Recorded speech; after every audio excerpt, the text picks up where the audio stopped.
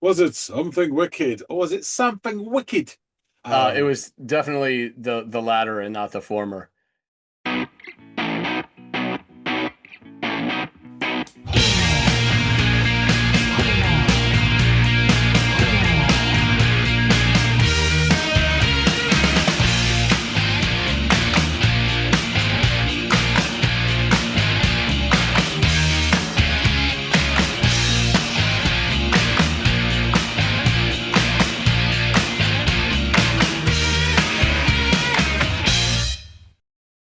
Hey y'all, welcome back to another episode of the Audiophiles. It's Andy and it's John, and it's time to dig into some music. John, what have you got in the chamber, buddy? so we've got an artiste who we have referenced before, but we yet to hear of his solo work. That is Barry Adamson. Yep, that name does ring a bell. Magazine? Yeah, and Nick Cave and the Bad Yeah, Seeds as well. yep, yep. Okay. And Excellent. so the track is Something Wicked. This Way Comes. Oh. Well, let me go check out what exactly is coming this way and why it might be deemed wicked. Let me go check it out, and I will come back and let you and everyone else out there know my thoughts.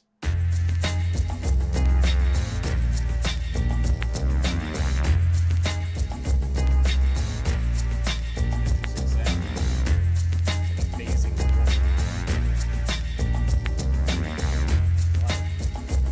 This sounds familiar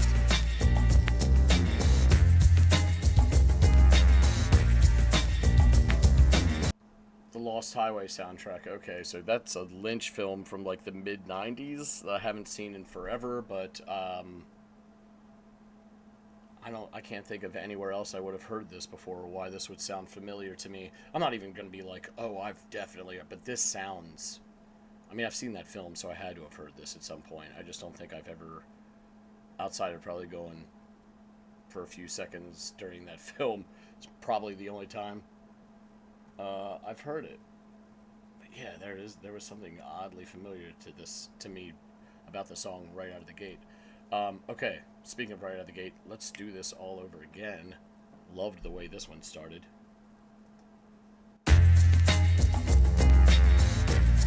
Love this like crackling buzzing sound like you're listening to it on a record in real time.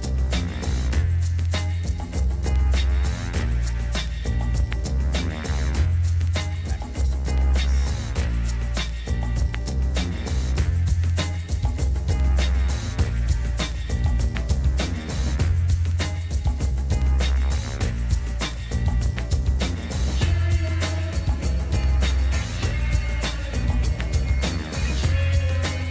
It's just vocalizing, or are those actual words that are happening there? Sounds good.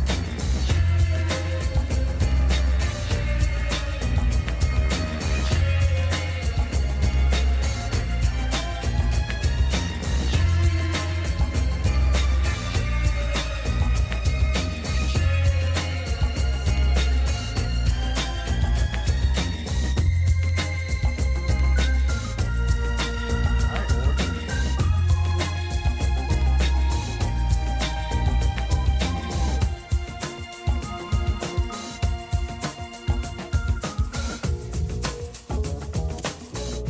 Let's see what it sounds like. And then hit the record scratch.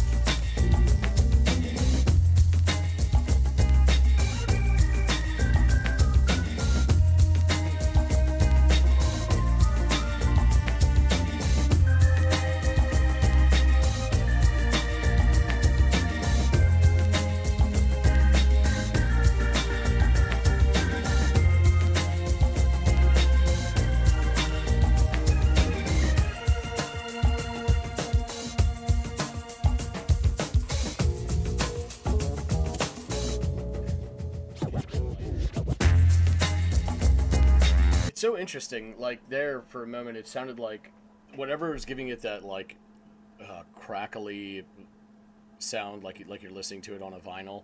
It feels like that cuts out because there becomes this like empty place where it was for a moment, almost like you hear an instrument cut out. I want to pull that back and see if that's what it is. Something drops, and by that I mean drops out, not drops in. Let me see. Is this here?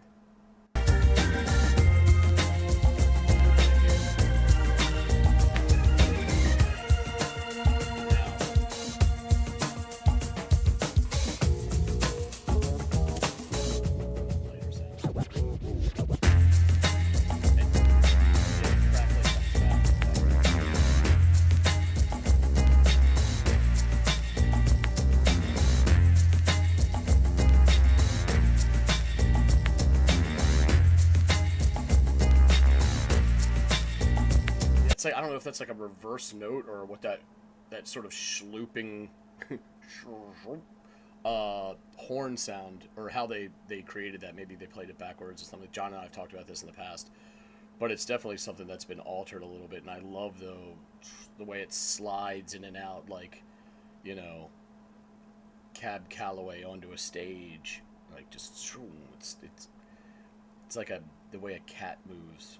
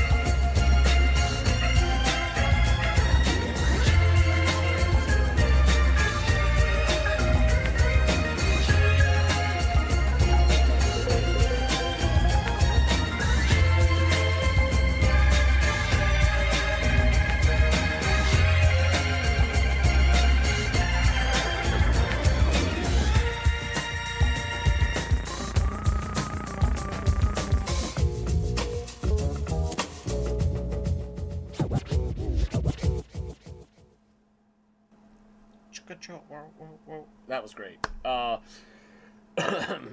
John does a fabulous job of picking out instrumentals that he knows I'm going to gravitate toward, or I assume it by this point he knows.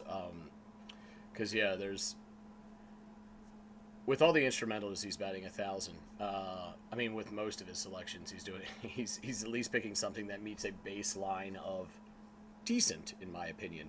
But when it comes to the instrumentals, everything is always like among my favorites.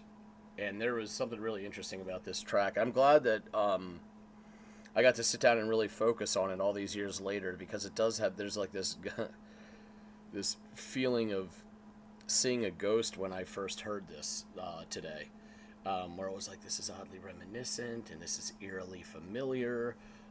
Do I or don't I recognize this? And then obviously the name, or what was included in the name of the upload, helped knock the dust off a little bit. There was something almost, it had this like dark swagger about it. This track did. I don't want to say it's brooding. That would be a complete overstatement. But there's like something stirring beneath the surface that adds intrigue to the track. And obviously, we'd all know that this was used in a film, as I saw it in the title. Um, but there is something. I mean, maybe that it goes without saying, but I'm going to mention it anyway. There's something very cinematic about this, something very atmospheric to all of this, which you can really kind of get lost in a good way, where you just kind of it just sort of washes over you. Um, yeah, there was some fabulous stuff happening in this track. I really like that organ work. I really like that affected schloop sound, as odd as that is as a descriptor. um, but yeah, there was that beat was chill. Everything all about this had like sort of that cold that over here. Rest in peace, Stuart Scott. He used to always say that was as cool as the other side of the pillow, and this had a bit of that coolness that only the other side of the pillow has, and I really enjoyed that. So, let's get back to John and chop this one up some more, shall we? Stronger than dirt. He's back. So, you had to listen to Barry Adamson. Was it something wicked or was it something wicked? It Um, was definitely the latter and not the former. It was Fair enough. definitely hand gesture worthy, something wicked. But it could have easily have been called something cool. This way comes. Um, the song begins with all the coolness of the other side of the pillow, as to paraphrase my friend Stuart Scott out there, who used to always say, "May he rest in peace." Cooler than the other side of the pillow, and it possesses this sauntering bass line and beat that is almost phase like this, and there's this like phasing sound, like schlooping. And we've talked about this before, where it's like this, where they've run something backwards or they've created this sound through some tinkering and manufacturing, and I love it. You know, it sounds like it's like a synthesized low horn or something like that. There's something oddly familiar about this tune, and it sounds like something I've heard before. And then I look down, or I should say over and up, at the title proper, and I see that it's from The Lost Highway, which I've probably seen once or twice in my life. If anything that's got Robert Blake in it, me gives me the heebie-jeebies anyway, so I'm not going to go back to it. He's a weirdo. But it had to have been, and I'm not even certain it is, but I assume it had to have been from that film that is, why I'm familiar, at least distantly, with the sound of this track, because it definitely sounds like something I've heard before. Nonetheless, I don't think I've ever sat down and focused on just the track as a whole. So this is nice to get a chance to do just that. This also explains the very cinematic and atmospheric sound that it possesses, not just because it's from a film, but because it's from a Lynch film, which is known to have some really interesting music choices throughout. Um, doesn't surprise me at all. This is a perfect for a Lynch film. Around the 30-second mark, there is some form of vocalization, but I don't make out any actual words. Just this faint bit of vocals that give way to this nice bit of organ work, and that's fine. I don't need it to be discernible. In fact, it helps me classify this firmly as an instrumental, which you're fucking batting 1,000 with. Every time you give me, and I typically am the dude that loves the lyrics, but whenever you give me an instrumental, there's something about it that's just nice, and you just kind of get lost in it or let it wash over you. And this was yet another shining example of that. Uh, then in comes this interestingly placed bit of scratching that gives way to the beat and more of that organ noodling. All the while, there is this intentional faint buzz and crackling, and really, this is from the gate. You pick up on this, like you're hearing this track played on a record, which is a lot. I love that choice, and we've heard it before in other tracks. Um, but I don't know. It gives this I don't know, this odd authenticity to the sound, or and on top of that, just from a strictly a sound standpoint, it adds texture to the mix as well, which I really appreciate. And it cuts out every now and again, only to then reemerge after a brief break, which is interesting. It's almost like when you're listening to a track and the drum beat cuts out and you notice like a palpable difference in the soundscape with its absence. The same thing kind of comes from this pulling back and leaning into that crackly poppy sound of the of like what and a vinyl would sound like. Um, it's around the 234 mark when we get this faint horn, and it's almost like a trumpet trying its hardest to whisper its motif, but it's a trumpet, so it's incapable of whispering, but it's trying. It's trying to be subtle, but it's trumpeting. It continues for 25 seconds or so before more of that soft and ethereal vocalization reappears. And then at like the 332 mark, there appears this buoyant bit of string work that lifts the song up like wind currents beneath the wings of some great bird. And the organ begins sliding about and dancing across the keys before calming down slightly as the track comes to a close. I really enjoyed this instrumental. It has an element of like what I would describe as dark swagger. There's something about it that toes the line between being really cool, which I think it is more overtly, uh, but also somewhat moody.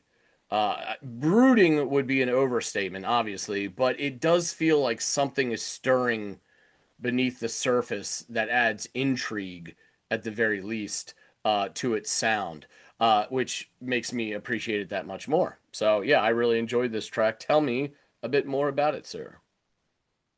Before I get into it, a couple of points. Thanks for that, Andy. You made that I just want to address because I'll forget them otherwise. Um, so you mentioned about the sort of the crackle and hiss of vinyl sounds, as Yeah. it were. I think it's a bit like, and you said it adds some sort of on a subconscious level authenticity or something.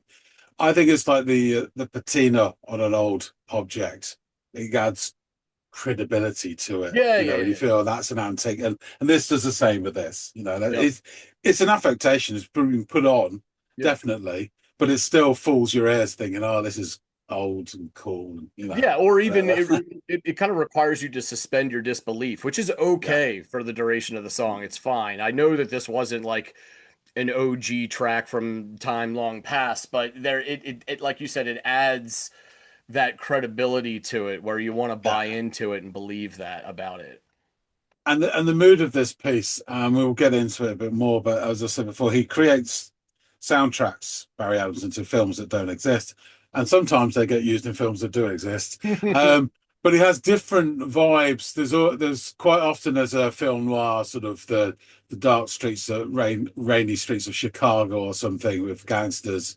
Other times it's this sort of French cocktail bar, but being French, it's not, as you say, brooding. It's just a little bit sulky. Yeah, So yeah, it's yeah. not quite there. So Barry Adamson, born in Moss Side, Manchester, which is in the United Kingdom. Mhm. He came to prominence in the late 70s as a member of the post-punk band Magazine. And he went on to work with that studio band Visage, whatever, Nick Cave and the Bad Seeds, and also the electro musicians Pansonic. In addition to his prolific solo work, Adamson has also remixed Grinder Man, the John Spencer Blues Explosion, Recoil, and Depeche Mode. And he has also worked on the soundtrack for David Lynch's surrealistic crime film Lost Highway. So, after leaving school, Addison drifted into graphic design while attending Stockport Art College. It's amazing how many of these musicians, and particularly of a time, 70s, art college, yeah. And he joined the punk rock scene in the late 70s. He joined Howard Devoto's band Magazine, played bass guitar. Um, he also, in 77, joined Buzzcocks temporarily as a replacement for Gar Smith. He played on all of Magazine's albums and the first three in their original incarnation. After they broke up, Anderson worked for a short time with Pete Shelley, which I didn't realise he did that. Then he went to Nick Cave and the Bad Seeds, and he was on four of their first albums, From Her to Eternity, The Firstborn is Dead, Kicking Against the Pricks, and Your Funeral, My Trial, which we listened to a track of very recently. Um, After his stint with the band and a European tour with Iggy Pop, he then went solo and he released an EP, The Man with the Golden Arm, in 1988, and his first solo album, Moss Side Story, the following year. The soundtrack to a non-existent film noir. The album incorporates new casts and sampled sound effects and features guest musicians and former colleagues from the Bad Seeds. Um, Adamson's second album was actually a soundtrack to a real film called Copert's Delusion, which is a art house thing that no one's ever seen. And he would go on to produce real soundtracks for several other films, usually of a low-key nature, um, Lost Highway being the exception. In 1996, Adamson released his third studio album, Oedipus Schmiedipus, which reached number 51 in the UK album charts, and that is the kitty just there. Yeah. Um, like his previous ones, it's conceived as a soundtrack to an imaginary film, and Something Wicked This Way Comes does appear in Lost Highway. So the cover to this album is a still photograph from Philippe Garrel's Le Révélateur, which is a 1968 experimental French narrative film about a 4-year-old boy and his relationship with his parents. Yeah, it's riveting, I'm sure. The enemy called the album Too Cool to Be Cringingly Kitsch, Too Deep to Be Flaky. And Pitchfork wrote, with 13 tracks that sound like they could take form and commit acts of homicide on their own, the former Bad Seeds creation is undeniably alive. The Guardian wrote that Adamson's psycho-geographical soundtracks snag your head and won't let go. He's made a bad dream of music that simulates mainstream accessibility, but is drenched with the maker's own terrors, memories, and fixations. And Rolling Stone said, Adamson can brilliantly and without words suggest entire movie scenes with a dizzying combination of dance beats, jazz phrases, finger-snapping big band arrangements, luscious strings, and even references to 1960s French pop. And AllMusic wrote that Adamson's skill in layering and devising unusual sound textures still qualifies him as one of experimental rock's more imaginative composers and producers. And along with Moss Side Story, Oedipus Schmiedipus is included in the book 1001 Albums You Must Hear Before Bedtime. So there is Deborah. If we go to the page that's handily been placed, and there is Mr. Adamson and Oedipus Schmiedipus. There you have it.